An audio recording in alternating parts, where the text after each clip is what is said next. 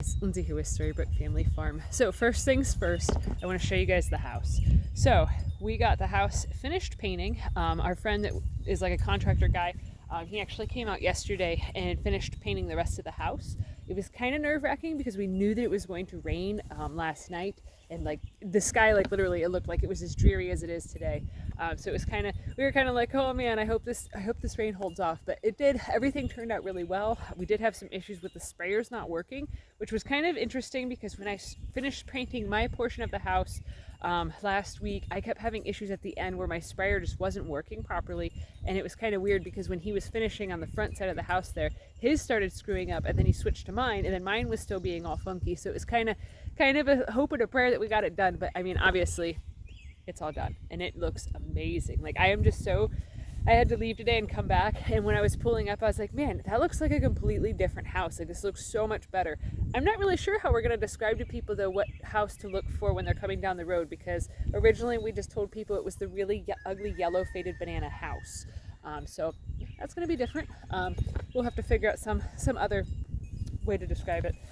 But so I did get a whole bunch of pole beans planted. So I got a fence ran up the center of this garden bed here. This garden bed is approximately 5 by 95. So this is going to be our main growing space this year. And literally the entire length of the fence, which is 90 feet, has pole beans planted the entire way of it.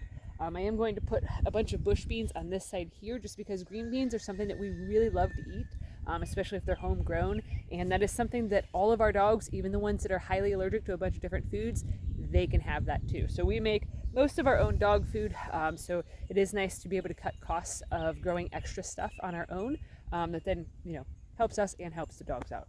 So this side here, I'm probably going to focus on doing a whole bunch of like root veggies and things of that nature, just playing with how the sun's going to go. And it's going to be one of those things that evolves as it goes. I don't want to spend too much time talking about what I'm going to do because it's going to rain soon. So the other thing that I got done was along the fence line over by the pond.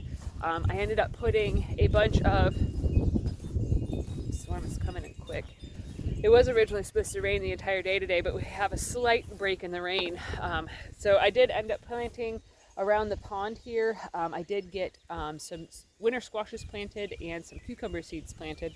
So hopefully those things will germinate. I'm thinking that the cucumbers and the winter squashes will probably really like being in a more wet area, just because when we had some volunteer squash plants coming up in Wilbur and Ferdinand's area, before we moved the goats to being up on the hillside, that area was very, very wet, and there was some volunteer pumpkins that grew in there last year, and they just sort of took over and they really thrived. So I'm thinking that being a little bit more wet over in here because of the pond, that's going to do really well. Plus they'll be able to climb up the trellis. I don't like having wasted space at all, so whenever I fence in the garden, I consider basically the entire perimeter to also be garden space. So this whole area over in here is tilled up along the edges there, and then it just sort of goes around the edge over that way too. So, but that is it for today. It is actively getting windier out, and it is pretty chilly. So far, no goat babies yet. I did right before I filmed. I did go and check on Rosie. So far, nothing has happened yet.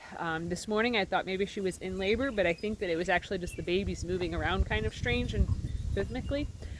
So hopefully she has babies when Tracy's home, because she has way more experience with helping birth animals than I do, since she, you know, grew up doing dairy farm stuff. So anyways, that's it for today. I'm gonna actually work on getting more stuff done in the house, just because it's rainy days. So rainy days mean I work inside. So anyways, thanks for watching. Have a good one, guys.